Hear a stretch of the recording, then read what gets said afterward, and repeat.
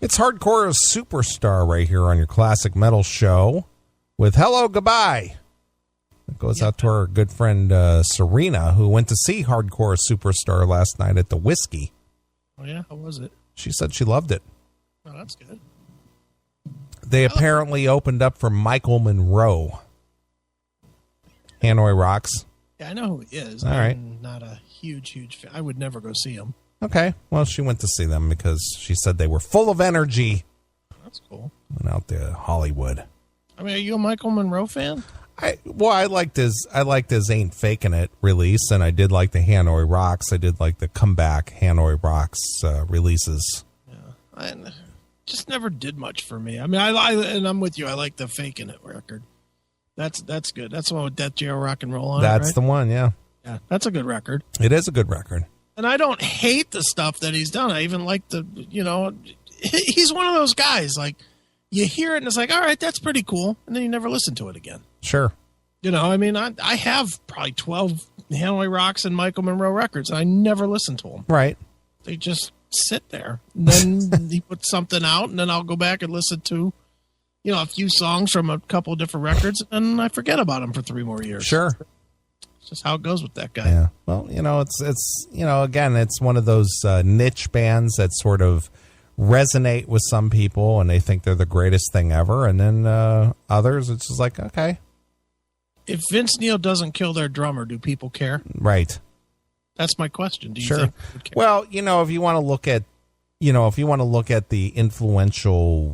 the influence that the band Hanoi Rocks had on modern rock, right? L.A. Guns was influenced by Hanoi Rocks as well as Guns N' Roses.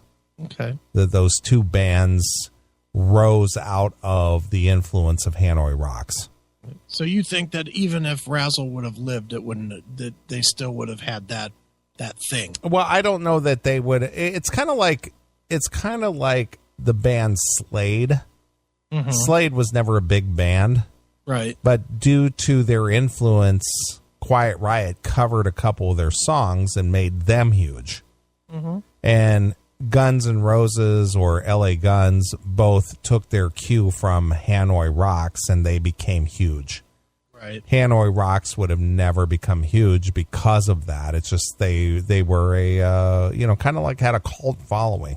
Right. Sort of like Diamond Head. Yeah, exactly. Because Metallica did the Diamond Head. Exactly. Without Diamond Head, there may not have been the popularity of Metallica. Right. Yeah, okay. But Diamond Head themselves would never have been huge. No, definitely not. Mm-hmm. Same thing. That's the way I look at it. I hear you. All right. Our favorite whipping boy, Doghouse. Yeah, he's taking a lot of abuse. Yeah, he's taking a lot of beating today. Why? Well, I guess people disagree with his viewpoint, I guess. I like Doghouse. I have no problem with Doghouse. Obviously, we allow Doghouse to come on the show and debate topics and agree or disagree and whatnot, and we go about our business, and we're still all friends.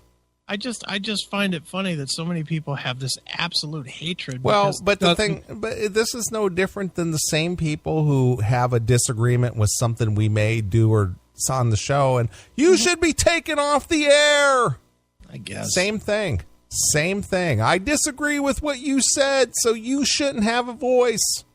I guess. I don't know. I just expect more from our fans. I would agree, but, that's how people are. I don't want to hear something that opposes my viewpoint.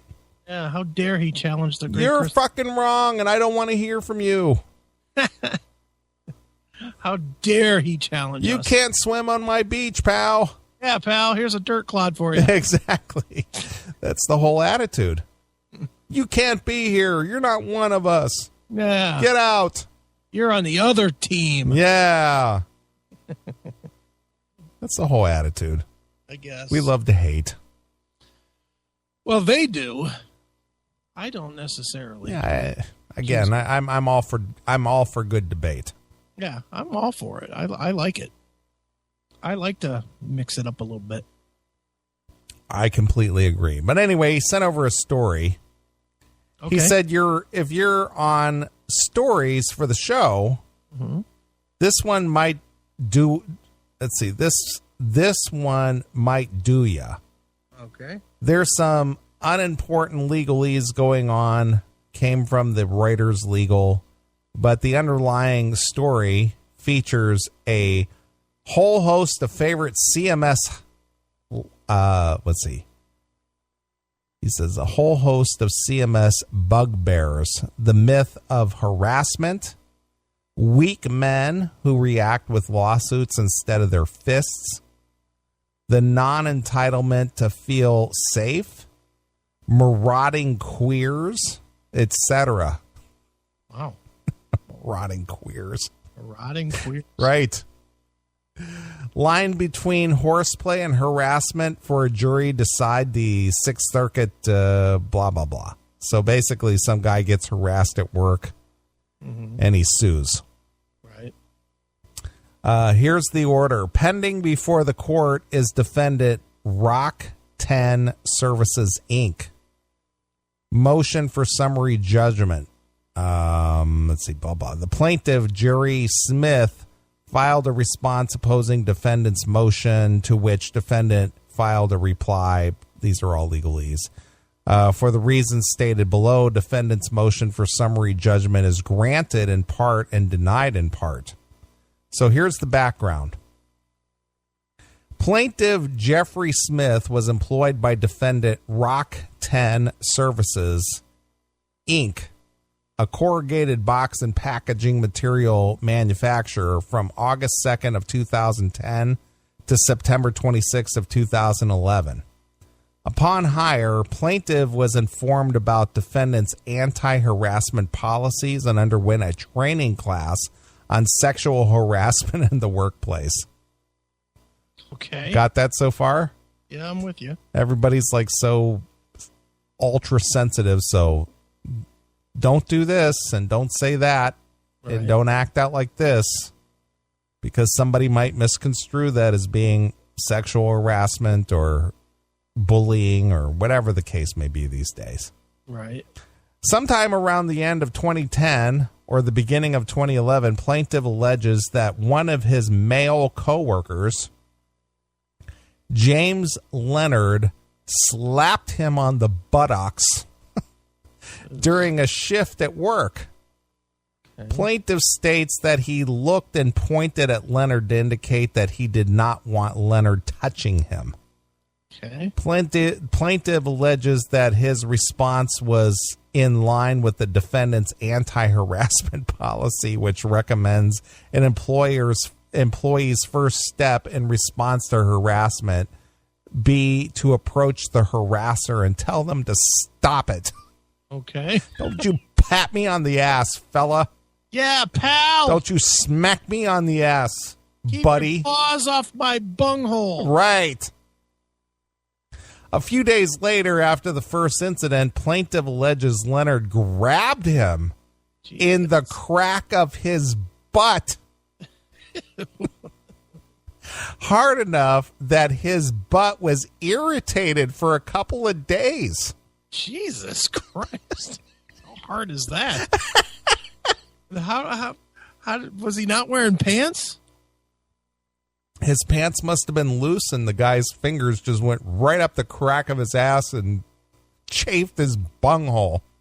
I'm just trying to grab my leg as hard as I can, and I can't grab it hard enough to where it's going to hurt for days. Right. And that's grabbing just as hard as I can. So the guy walked up behind him, played a little grab ass with him. Yeah. All right. Plaintiff responded by grabbing Leonard's arm, pointing his finger in Leonard's face and saying, "When you touch me again, you're going to cause somebody to get hurt, pal."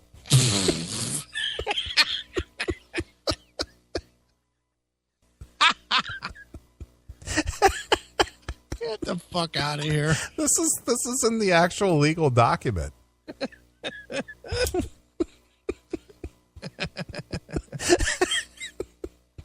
Wow. This is, what is our world coming to? This is still so bad. At the time, plaintiff did not report either of the two incidences to anyone.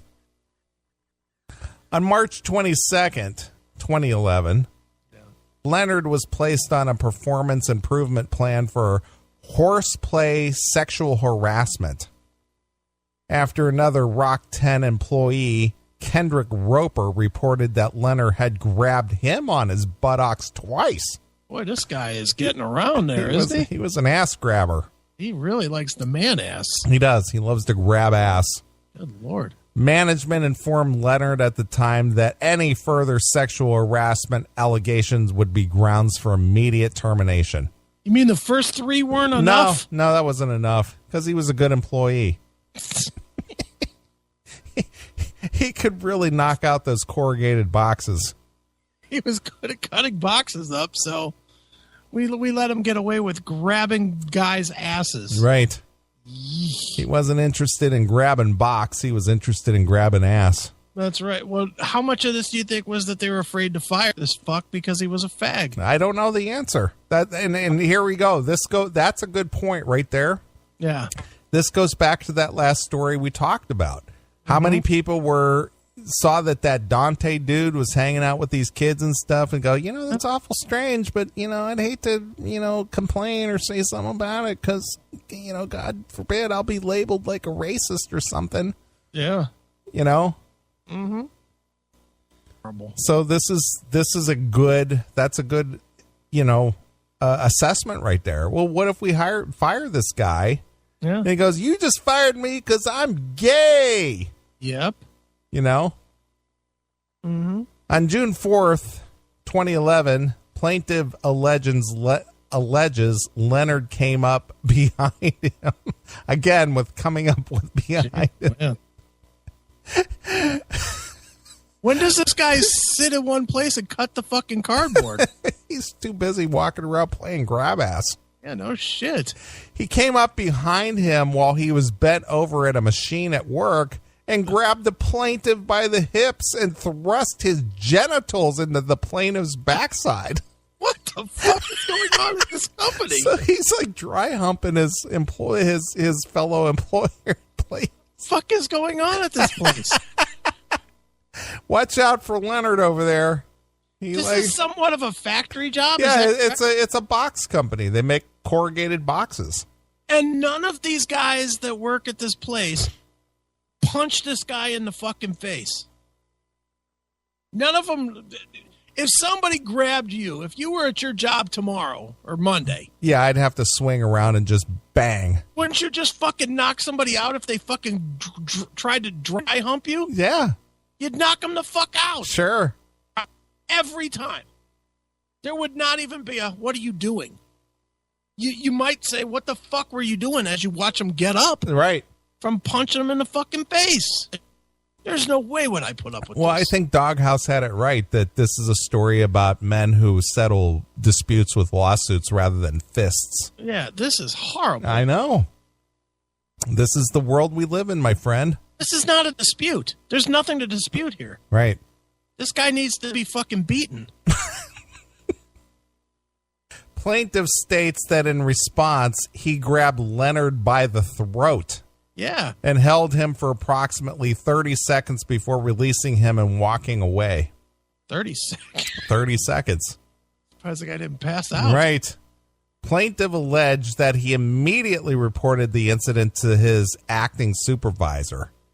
Now, that's the guy that was choking, or that's the guy that The guy who did the choking went to the supervisor and said, hey, this guy came up behind me, grabbed me by the hips, started humping me, so I turned around and grabbed him by the throat. Right. Okay. Okay? All right, I'm with you so far. All right. He reported the incident to his acting supervisor, Clinton Gill, who had plaintiff continue working while Leonard went on a break and then sent plaintiff home for the day. Send him home? Yeah, he sent him home for the day. And not the fucking crotch guy? No. He let that guy keep working, but sent the guy that responded home. Yep. June 6, 2011, plaintiff returned to work and reported the incident to his immediate supervisor, Devonna Odom, and plant supervisor Scott Keck. On this occasion, plaintiff told Keck about all 3 incidences of harassment by Leonard, and Keck explained that nothing could be done until the plant manager, Bobby Hunter, returned from vacation. Okay. Upon his return, Hunter spoke with the plaintiff and Keck about the incidences. Hunter then spoke with Gill and other employees who worked the same shift as the plaintiff and Leonard, none of them who had witnessed the incidences. Okay. Hunter and Human Resource Manager Wade Phillips also spoke with Leonard, who denied plaintiff's allegations and said that he had merely bumped into the plaintiff's side on accident. Okay. When Hunter concluded his investigation, he, Keck, and Phillips determined that Leonard should be terminated. Okay. The ass grabber should go. The ass grabber's out. Yeah. Okay. They gave their recommendations to General Manager David McIntosh, who was responsible for making the final decision regarding what action to be taken in response to plaintiff's complaints. Okay. McIntosh determined, without having knowledge of plaintiff's allegations regarding the first 2 harassment incidents or Leonard's previous incidents involving Roper, that there was not enough evidence to substantiate plaintiff's claim, and thus it would not be appropriate to terminate Leonard. You got to be kidding me. That's what he said. Wow. So Leonard gets to stay. So the ass grabber is still on the loose. Holy smokes. Instead, McIntosh imposed a 3-day suspension on Leonard and warned him that any future complaints of horseplay or harassment would result in a discharge. Horseplay? That's what he called it, horseplay. It's not horseplay if you're fucking trying to stick your dick in his ass. Well, I understand that, but the thing is this is your typical management move to try to circumvent a sexual harassment lawsuit. Right, sure. You see what I mean? I wasn't sexual harassment. He was just horseplay. Yeah, bullshit. Because there's big money in that. Yeah. On June 16th, 2011, plaintiff made a written request to leave to seek counseling for anxiety. Oh, now, all right. Now he's going too far. And emotional instability he had been experienced since the last incident with Leonard. All right, their weakness. Get over it. Oh, my God. Get over it. I can't sleep at night. All I think about is this guy coming up behind me, and he grabbed me by the back, and he stuck his hand in there. Fucking fruit. It says, "Can you show me on the doll where he touched you?"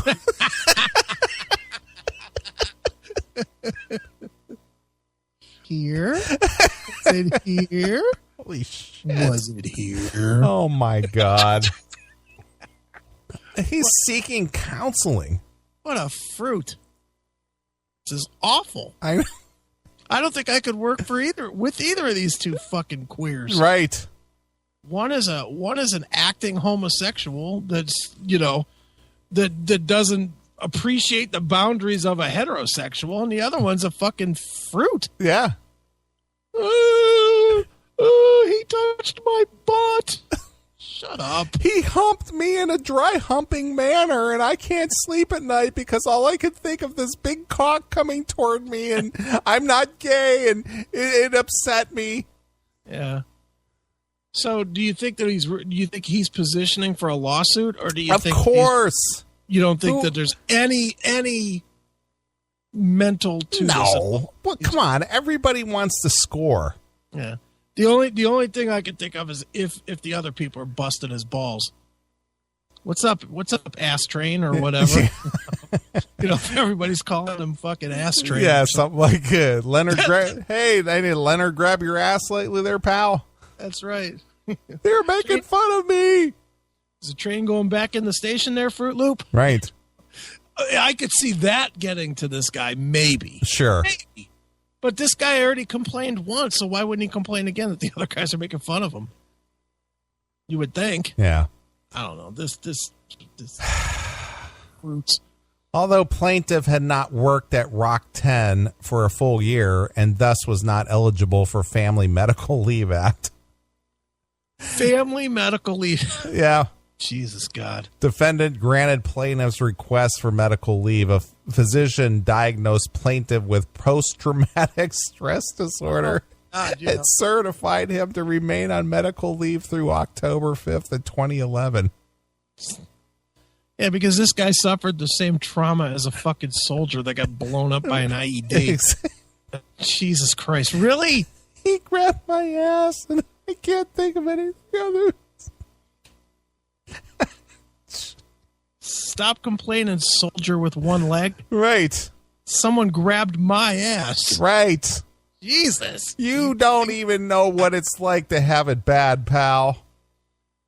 Fallujah ain't got shit on this ass grabber. Right. Good Lord. Are you kidding me? Look at Nathan from Kentucky.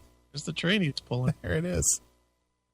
Plaintiff states that he kept in touch with Phillips while on leave about his return date, but that although he did not express it to management, he did not intend to return to work.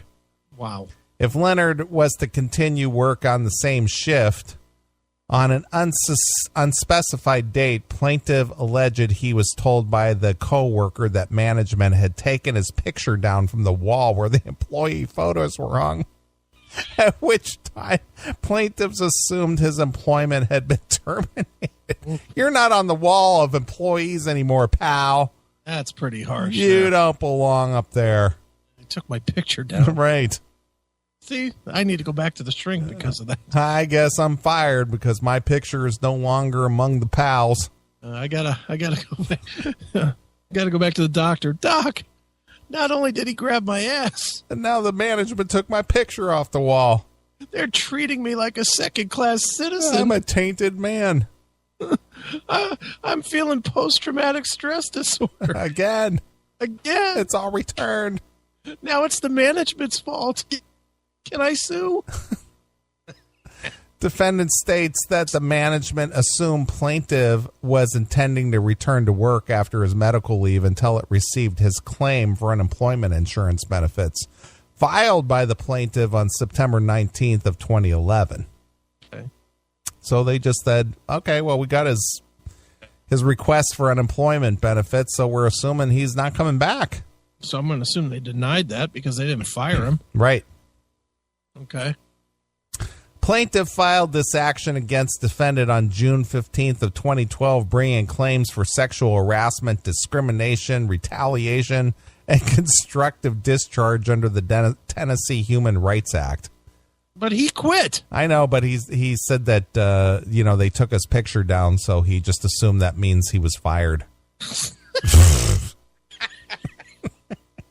This is the most stupid story ever. But unfortunately, this is the kind of nonsense that goes on in everyday life. No, it's just horrible. Plaintiff filed an amended complaint bringing 3 claims against the defendant: sexual harassment under the THRA, common law wrongful termination, and retaliation on the THRA and the TPPA.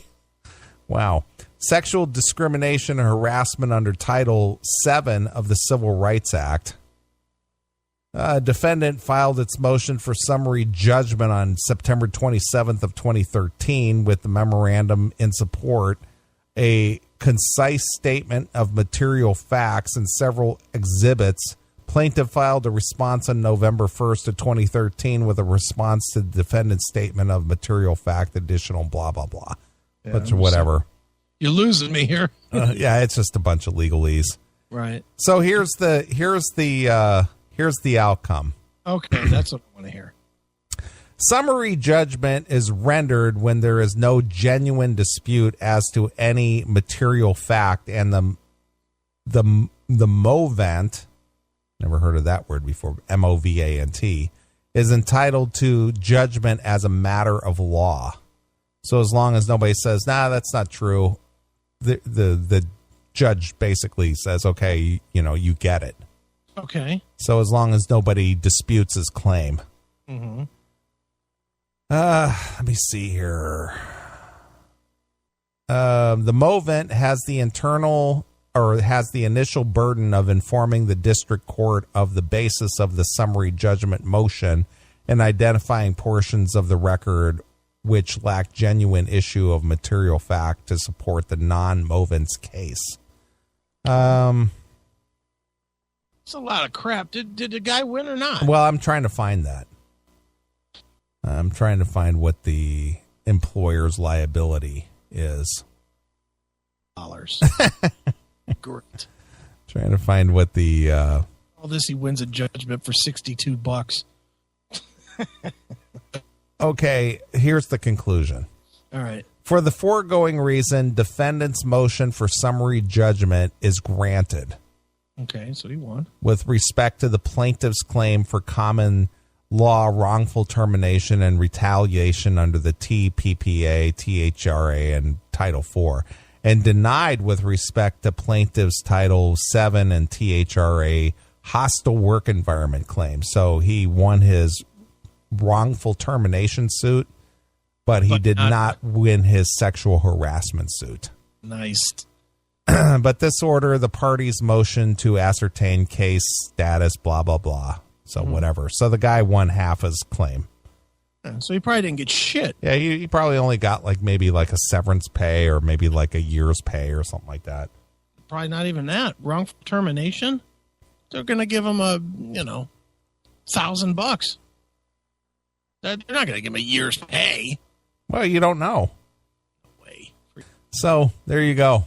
All this for playing grab ass at the foundry. Should have just kept choking him. Really would have solved a lot of problems. This guy came up behind me and he grabbed me in the ass and he chafed my bunghole. Ugh. And it really bothered me. Bothered me for days. Yes. I can't imagine how hard this guy grabbed his ass. I don't know. That it hurt for days. Man, that's a hell of a grab. Sure. Jeez, oh man. All right. I'm glad I don't go to a job. Yeah. You're very fortunate that you are self-employed. I don't think I could anymore. I really don't believe I could anymore. All right.